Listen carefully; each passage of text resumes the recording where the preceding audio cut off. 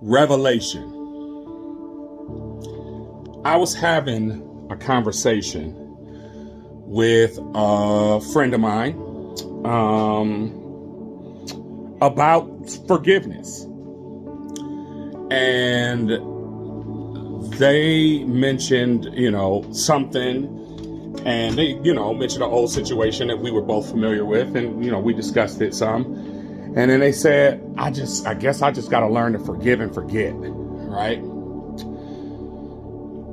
And I got real quiet, and they said, why are you so quiet? And I said, honestly, they said, sure. I said, because I don't believe in forgive and forget. I don't believe in forgive and forget. And they was like, how could you not believe in forgive and forget? Like, that's the standard that we're supposed to live by. I said, well, let me explain it to you. Why I don't believe in forgive and forget. And why I feel it's a failed philosophy, which is why so many people fail to truly forgive, because they're trying to forgive and forget. Here it is. First of all, forgiveness in itself comes in 3 stages. The intent to forgive, that's when in your mind you say, okay, I want to let this shit go. The desire in you is saying, I want to let this go. Then there is the action of forgiveness. Now that's whether you go up into somebody and you say, I forgive you, but there are some actions that you are taking to show that you are connecting to your intent to forgive. The final step of forgiveness is the commitment. It's that final step that means that forgive and forget can't work. I'm going to tell you why. Person walks in the room, somebody that you had problems with, can't stand them, right?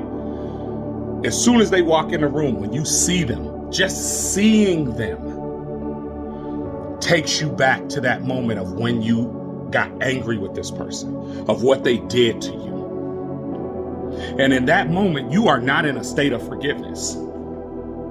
You're in a state of anger and frustration. And then, after it's gone on for a little bit, you catch yourself, and what do? You remind yourself that you have an intent to forgive, and that there are actions required to support that forgiveness.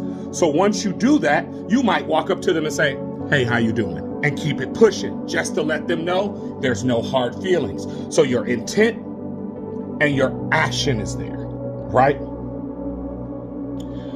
Every time you see that person or somebody brings that person's name up, you're probably going to go through the same feelings. And I know I'm not the only one that has experienced this. Most people do. You're going to go through the same feelings over and over and over, and you're going to repeat this over and over and over. Notice there's no forgetting, because the pain that you feel produces an involuntary reaction that tells you you can't forgive without healing, right? You can intend to forgive, but we're going to get to the third one. It keeps happening over and over and over and over until one day you see that person, or one day somebody brings that person up, or one day you run across that person. And simultaneously, what happens in your mind is you are reminded of what they've done and your intent to forgive them simultaneously. And now the emotions that was evoked from you remembering are no longer necessary, because you're remembering them both at the same time. And this starts to produce another involuntary reaction from you, which is the commitment to forgive.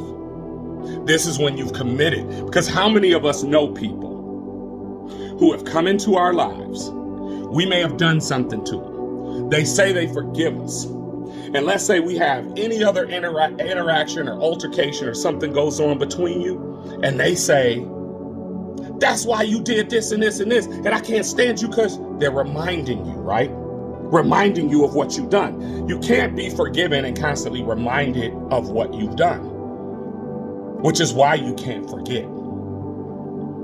But I don't blame people for doing this. You want to know why? Because that's the kind of society we live in. Let's take our prisoners, for instance. You did something wrong. the state sentences you to 10 years in prison. This 10 years is supposed to be your punishment for the crime that you have committed. This 10 years of you being locked up is supposed to be associated with the shame that's supposed to be associated with the crime that you've committed. Then how come when a prisoner gets out of prison, we constantly remind them of what they've done by forcing them to acknowledge it or disclose it on an application? When does a person get to stop being their past that committed a crime?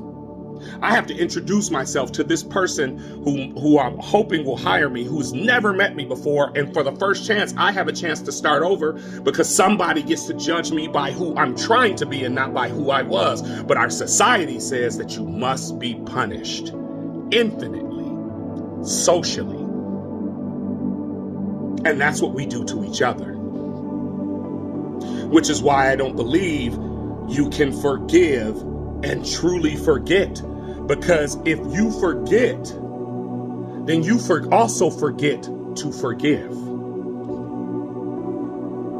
You also forget to continuously forgive until you've reached that simultaneous point of commitment to your forgiveness.